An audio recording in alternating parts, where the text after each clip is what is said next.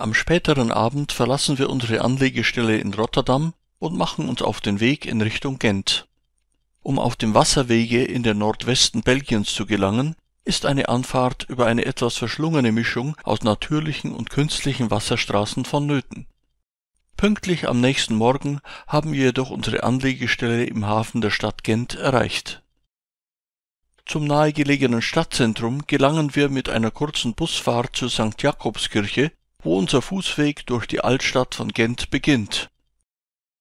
Vorbei an historischen Gebäuden und dem Freitagsmarkt erreichen wir bald eine der vielen Brücken über die Leie. Danach geht es weiter zum markanten Platz Veerleplein und der Wasserburg Grafensteen. Von unserem Ausgangspunkt, der St. Jakobskirche, erreichen wir nach wenigen Minuten den lebhaften Freitagsmarkt mit seinen historischen Gebäuden. Eines der ältesten davon ist das ehemalige Zunfthaus der Gerber aus dem 15. Jahrhundert mit seinem markanten Türmchen, deshalb auch Toriken genannt. Eine ganz wesentliche Prägung des Stadtbildes erfährt die Wasserstadt Gent durch das Flüsschen Leie, welches eine Fülle idyllischer Motive kreiert.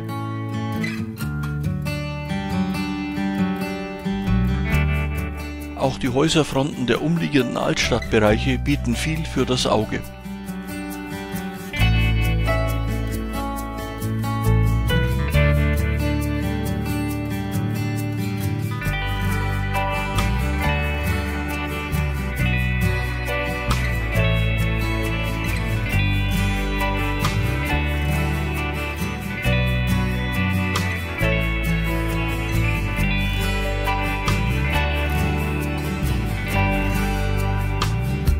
Wenig später öffnen sich die Straßen zum Sint-Veerleplein-Platz mit seinen wundervollen Giebelhäusern.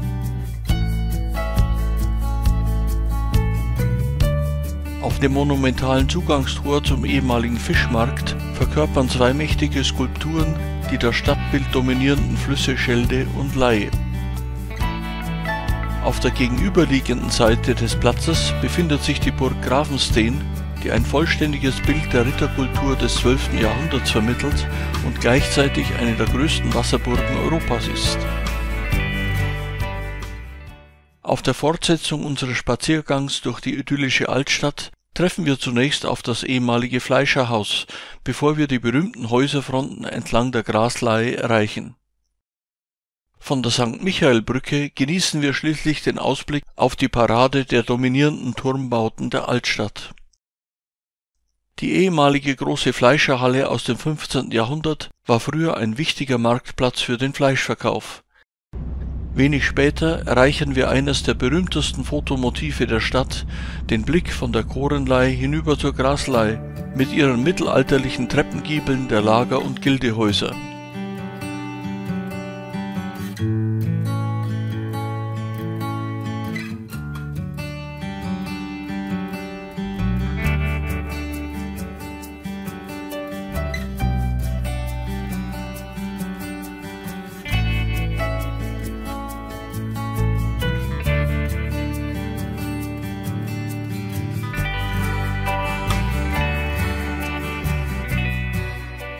Nun nähern wir uns der St. Michaelsbrücke, von deren Oberseite man ein weiteres Postkartenpanorama genießt.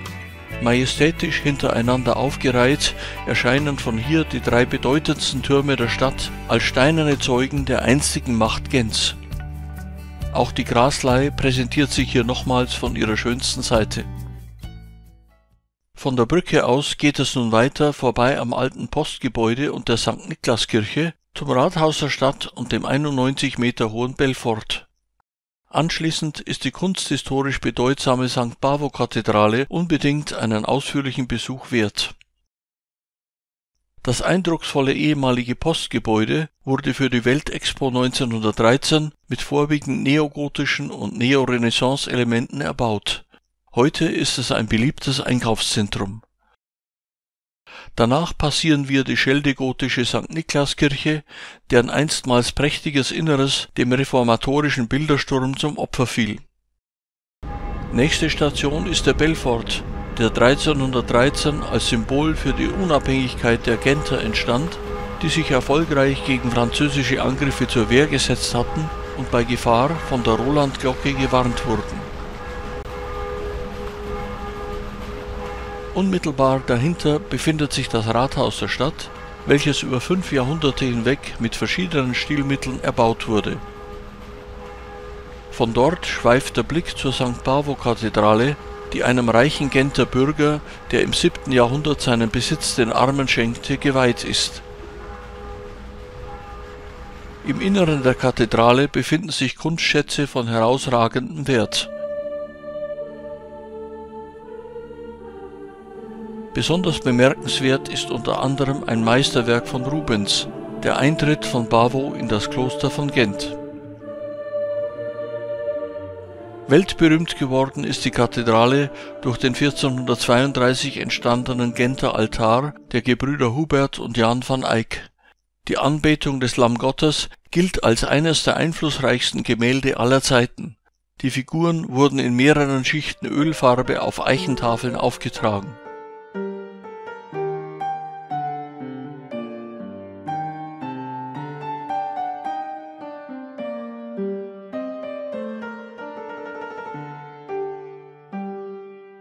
Von der Kathedrale geht es nun weiter zu einem Kunstobjekt der ganz anderen Art, zur Graffiti-Szene in der kleinen Verregarenstraat. Auf dem Weg dorthin befindet sich der Achtersickel, ein beschaulicher kleiner Platz mit 2 Türmen aus dem 15. Jahrhundert.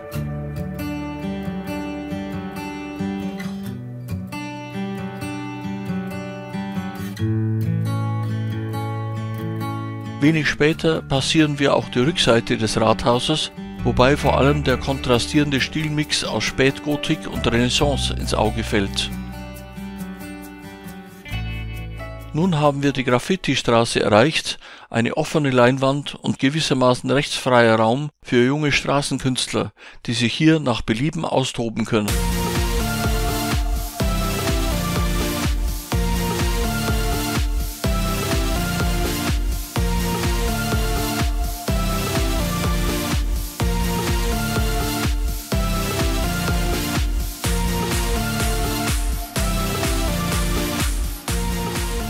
Obwohl unser Besichtigungsprogramm hiermit eigentlich abgeschlossen ist, nutzen wir die Zeit nach Einbruch der Dämmerung dafür, einige der schönsten Orte der Stadt im veränderten Ambiente der hereinbrechenden Nacht nochmals aufzusuchen.